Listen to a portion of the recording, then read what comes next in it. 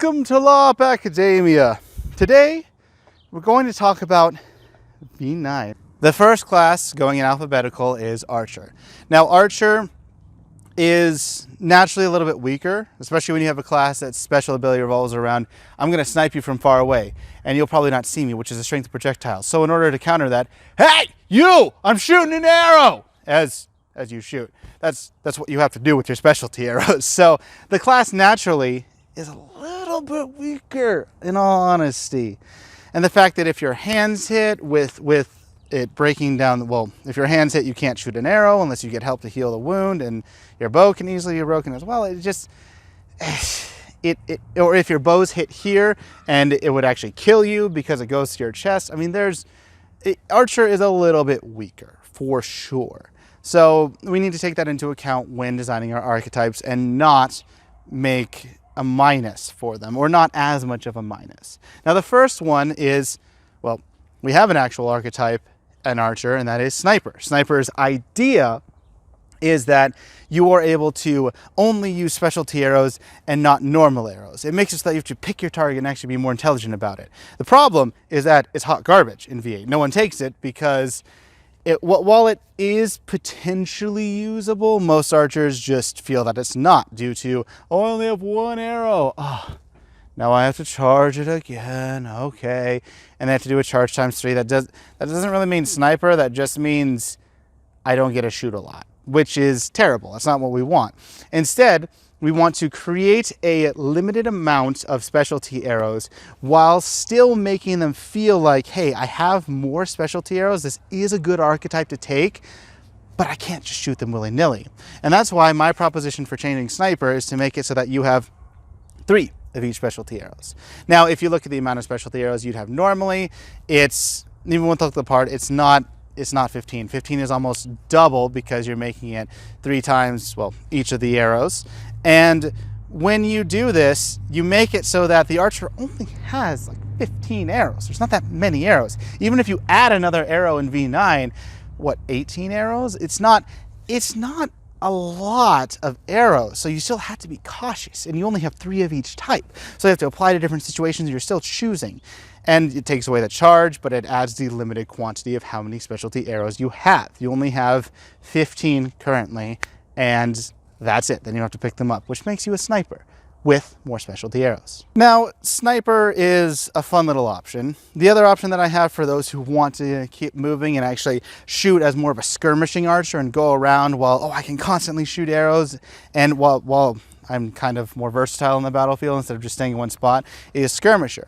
It makes it so that your specialty arrows are ambulant. That's it. No downside, nothing too big, but it makes it so that you're able to move while firing arrows, and you're able to go around the battlefield. You're able to move while firing specialty arrows as well. And of course, you'll kind of stop very quickly for that shot probably, but you can actually move while running, say pinning arrow and shoot, because they're not ambulant. So Skirmisher makes it so that you are able to have a bit better time. Other option that I have for Archer is, it's more of an iffy one. It's kind of designed around the idea that instead of making specialty arrows, we're going to make normal arrows a little bit better, but give you more consistency. And these normal arrows are not going to be as good as specialty arrows, but it's a choice. Now, Warbow, as a tentative option I'm throwing out there, is an archetype that makes you not have any specialty arrows, but it enhances your arrows in some way. Some options are that if it wounds someone, they become fragile. This isn't that powerful because it makes it so that if someone's wounded, hey, fragile state's applied, when you're healed, it's not gonna really matter too much, but that's an option to add to it. You could also make it so that arrows also gain shield crushing. That's not a very amazing one, but it makes your arrows better.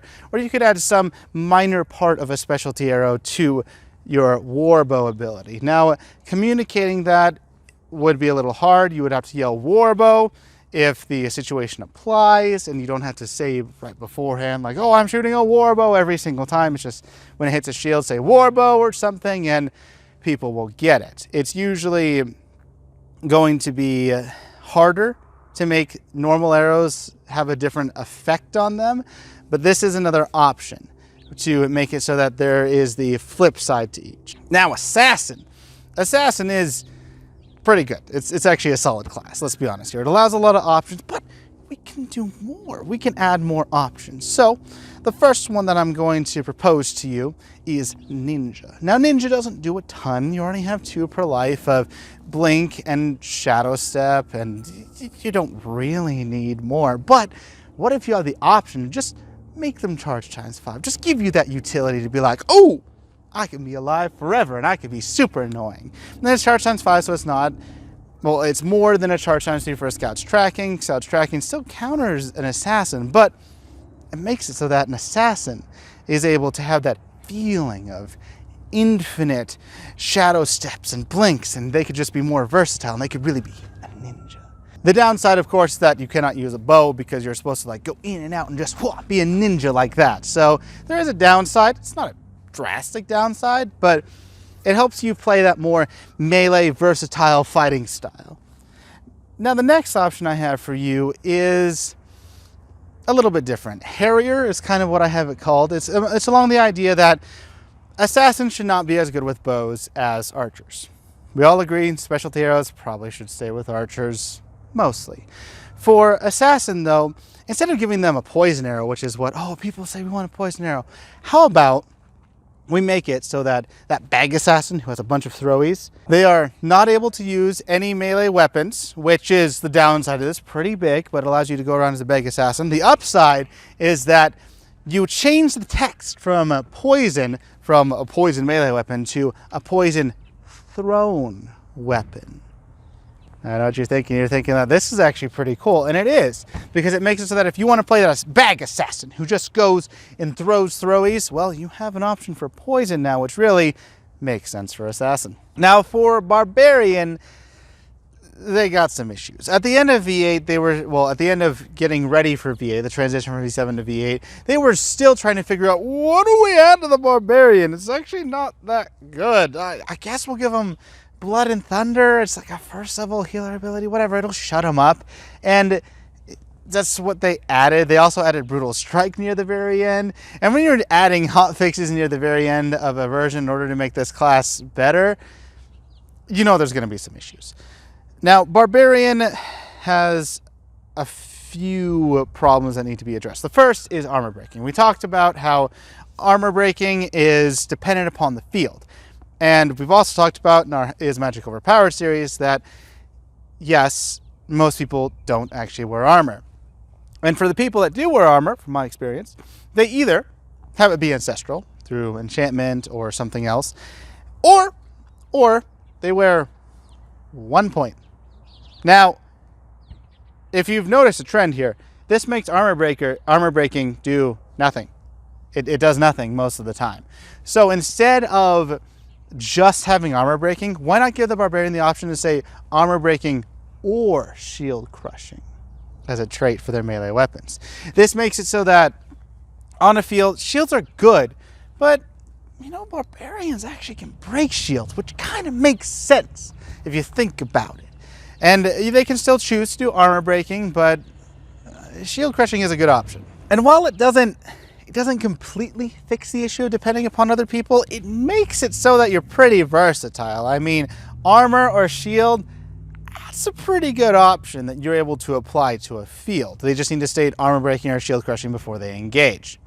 Now, the other things that need to be addressed are that Barbarian is still a little weak. I mean, your 6th level ability is a healer's per life enchantment that you get 3 times per refresh if you have looked apart. I mean, what is this? This is dumb. You already have Barbarians going up to the reef and say, hey, I know it's been like 10 minutes and I carefully plan my fight after death, but I use them because I don't have any abilities and I'd like to get them back, which is actually part of the reason why per refreshes was done more.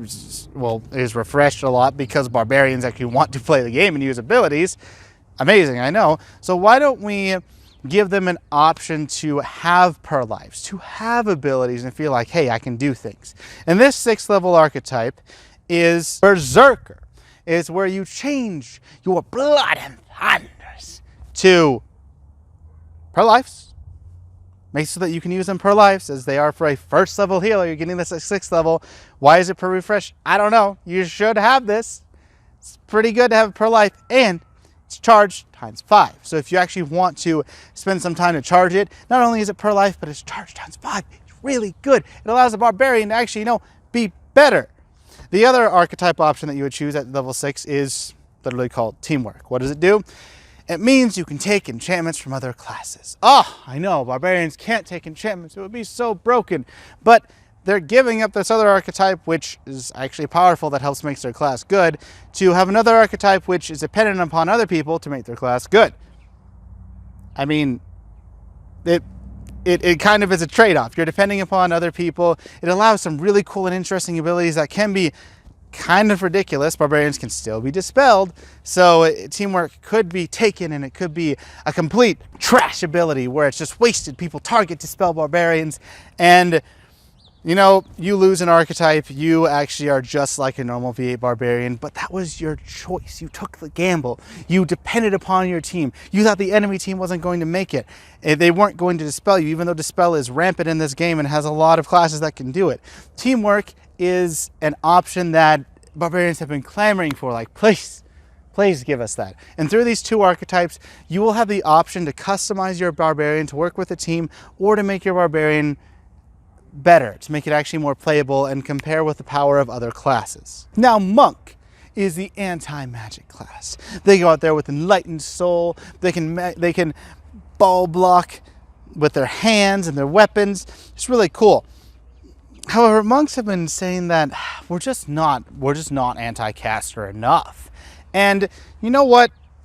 I say that you're wrong as a person who primarily plays casters, but we should give you the option of how you want to be an anti-caster. That's why at level 6, we'll give you the archetype options. Do you want to have Magic Ball Block, or, and all of these are or, so you can only choose one of them, Inquisitor. Inquisitor is where you gain Phase Blade 2 per refresh as an enchantment, an EX enchantment. The Phase Blade artifact? Well, it gives them this as an enchantment so that all their melee weapons are Phase Blade. Super powerful, yes, but it's 2 per refresh and it's an enchantment. So if they use those both, or they're dispelled, or they die, it's gone, and it's not that big of a deal. It allows them to deal with druids on these fields, to fight against them and actually have a chance. It allows them to deal against those undead minions. It can actually change the game a lot, and it makes them really anti-caster, and they're giving up Magic Ball Block for it, which is a pretty big deal. But I know what you're thinking. You're thinking, I don't want to be the one who goes out there and has a Phase Blade on an enchantment. That's a little risky. I just want to be anti-magic. So why not give them the option? Why not make it so that they can do Pro Mag 2 per refresh? This, again, makes it so that they can't do Magic Ball Block or Phase Blade, but they gain 2 per refresh Pro Mag, where they're just like, hey, I don't care about spell balls. Yeah, I can hand block them, but I can also booty block them. I can bump them with my leg. I don't care. I am now immune to magic. I am anti-magic. And they're giving up Magic Ball Block, a very good trait, for this ability to be pro-mag, and just say, screw you! Magic doesn't affect me, which is actually an interesting option and can be widely applied to almost any field. There are downsides, of course, but monks can heal themselves too, so we can make it work. It's actually a good option for monks to take if they want. Now, the last option that you have is, it's kind of a cheeky option where you can say, hey, this field doesn't have casters, and even though I am the anti-caster class, this is kind of anti-caster, but I really just want to be able to play my monk on a normal field, and that is Devout. Now, Devout is where once per life, Extraordinary Blessed Aura, which, protects their equipment, protects them. They're trading Magic Ball Block for this, so they could block a spell ball, and hey, it's Blessed Aura, okay, it's used, whatever. And Blessed Aura also protects them a little bit against normal people, but the downside is they can't use throwies too. So there is a downside to having this versatility of, I can actually have an advantage against fighting anyone, but it also still is anti-spells, and it's an option that monks can take in order to trade out Magic Ball Block and apply it to a field where there is no magic. And while they are meant to be, yes, anti-magic, at times there are no casters. And for these situations, it would be great for monks to have an option that's not great, but allows them to feel a little bit better. Now, Scout is an interesting class. Scout is very powerful all the way to level 4, and then at level 5 it kind of tapers out. Level 6, So at level 6, why don't we just give them the archetype choice? We can drop Adaptive Blessing down to level 5. You'll see why. It's actually okay. And we'll keep Whole Person as well. And we'll make it so that they have these 2 choices. Now the first one is Self-Sufficient.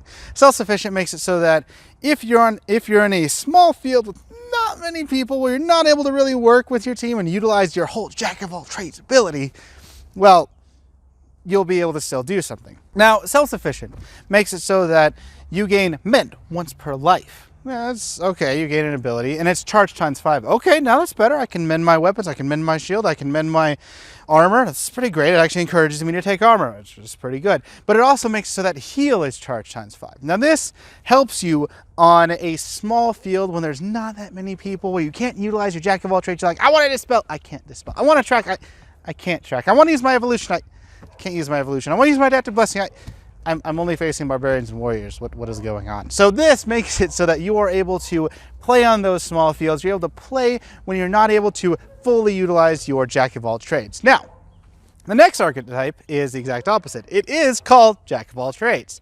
Scouts are meant to be the class that has the ability to do a lot of these things that are not great, but are kind of taken from other classes. So why not take that full 150,000%? Why not make it Jack of all trades, where you get the look the part of every single class? That's right. You want specialty heroes? You can have 1. You want poison? You can have 1 per life. You want scavenge? You can have 1 per life. You want blood and thunder? You can, after these changes hopefully, have 1 per life. You can have a lot of these extra abilities, and you're like, what are you able to do? A lot of things. Are any of them synergistic? Nope. Are they good? Kinda. And this Jack of all trades is able to allow a scout to really be a jack of all trades and master of absolutely nothing. The downside to this is that they're unable to use evolution or adaptive blessing. They still need tracking, obviously, that's important. But losing evolution and adaptive blessing means the only unique thing about scout is tracking. And they are literally a jack of all trades. Now for warrior is extremely powerful, but extremely restrictive in how you play. It's either, hey, do you have armor? No. It's like, why are you playing warrior? For harden. Okay, fair, but you're losing so much out of your class. You're losing the ability to do ancestral armor, scavenge, and it's just, why are you doing that? So warrior has some issues, and they also have a problem against casters, so we'll address that. Not to make them anti-caster. No, casters are meant to counter warriors, but there will be some repercussions. Now, for our first archetype, it is cheap armor. Cheap armor is where you gain 1 point of magical armor, acts as worn armor, etc., like all magical armor. But this counts as your worn armor, and it makes your armor maximum to 1. So, in other words, hey, I have no armor. Now I have 1 point of armor permanently. Yay! This allows warriors to play the warrior class without armor. They are unable to get more than 1 point of armor, which already takes away a lot from the warrior class, but it allows them to play the game without having armor, which is almost essential for a warrior. Now, the next archetype is Juggernaut. It gives warriors an option. This option is that they are immune to the frozen and stopped states. You can already see some problems with this with True Grit, but think about this for a second. Making you immune to the frozen and stopped states makes it so that you are a monster. You go out and you just go, you're not stopped by anything. You're a warrior and 6 points of armor. You're a massive, ridiculous machine. And you are still able to be affected by magic, obviously, especially wizards still counter you, but it's not as easy and you're a little bit anti-caster. The trade-off, aside from obviously True Grit, is that you are not able to use Harden or Ancestral Armor. Actually, you're not able to be under the effects of Harden or Ancestral Armor, would be the proper wording.